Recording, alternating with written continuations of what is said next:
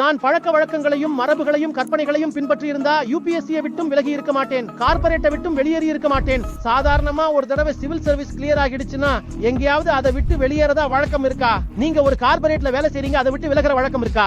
நான் எப்பவுமே பழக்க வழக்கங்களுக்கு எதிரானவனா இருந்திருக்கேன். நீங்க நினைக்கிற மாதிரி நான் நடந்தா அது உங்களுக்கு நல்லது செய்யுமா? நானும் உங்களை போலவே மாறி உங்களை மாதிரியே நடந்துகிட்டா உங்களுக்கும் சரியா இருக்குமா சொல்லுங்க? ஆனா நீங்க புரிஞ்சுக்க மாட்டீங்க. உண்மைங்கிறது ஒரு குறிப்பிட்ட மாதிரி இருக்கிறதுன்னு நம்பிட்டு இருக்கீங்க. அது மாதிரி யாராவது இல்லனா இவன் சரியில்லைன்னு சொல்லிடுவீங்க. நான் மதகுரு மாதிரி தெரியறது இல்ல. நீங்க எதிர்பார்க்கிற மாதிரி என்கிட்ட எதுவுமே கிடையாது. என்னோட முழு வாழ்க்கையுமே நான் அதிரடியா அவுட்ரேஜஸா வாழ்ந்திருக்கேன். நான் அப்படி வாழலன்னா இப்ப உங்ககிட்ட பேசிட்டு இருக்கவே முடியாது. நான் வாழ்ந்தது சரியா தவறா? என் வாழ்நாள் முழுவதும் கிடைத்த பலன் என்னால வேதாந்தத்தை இந்தியாவுல ஊக்குவிக்க முடிஞ்சதுதான். அப்ப என் வாழ்க்கையை நான் சிறப்பா தானே வாழ்ந்திருக்கணும். நான் எந்த பழக்க வழக்கத்துக்கோ பண்பாட்டுக்கோ மதிப்பளிச்சதே கிடையாது. நான் ராமனையும் கிருஷ்ணனையும் மதித்தேன், வேதாந்தத்தை வணங்கினேன்.